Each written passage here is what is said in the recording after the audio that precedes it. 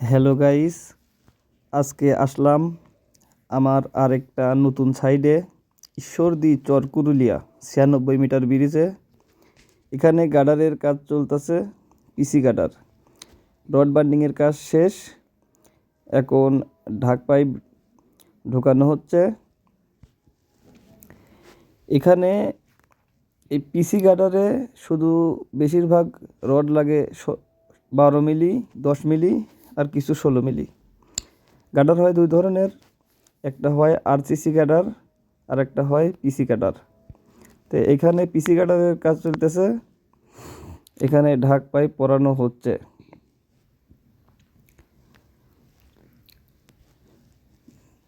ঢাক পাইপ পরানোর অনেক নিয়ম আছে। প্রথমে প্রোফাইল বাঁধতে হয়, তারপরে পাইপ পরানো হয়।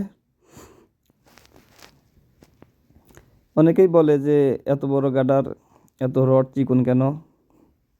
আসলে এখানে আমরা 4টে করে ঢাক পাইপ দেবো, আর একটা করে ঢাক পাইপের মধ্যে 12টা করে ওয়্যার দেওয়া হবে।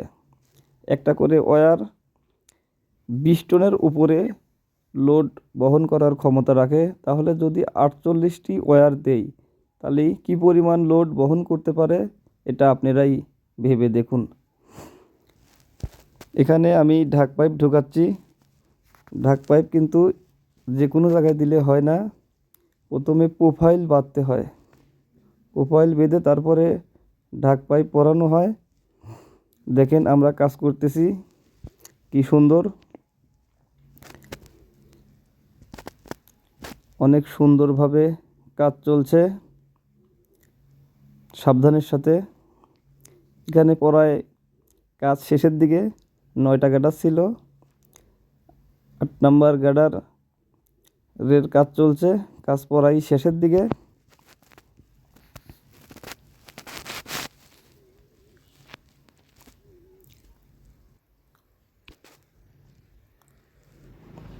আপনাদের দেখাবো এই যে কোন, এই কোন দিয়ে টেনশনিং করে ওয়্যারগুলো আটকাতে হয়। পিছনে বিয়ারিং থাকে, ওটা আমি পরবর্তী ভিডিওতে দেখাবো আপনাদের এখন দেখাবো ওয়্যার। তো এইগুলো হচ্ছে ওয়্যার। একটা করে ঢাক পাইপের মধ্যে 4টি করে 12টি করে ওয়্যার যাবে। 4টি ঢাক পাইপ, ওই যে সাদা দেখতেছেন, এইগুলো হচ্ছে ঢাক পাইপ। তো 4টি ঢাক পাইপে 12টি করে ওয়্যার যাবে। দেখেন পরাই কাজ শেষ, আর এটার পরে আর একটা গার্ডার থাকবে।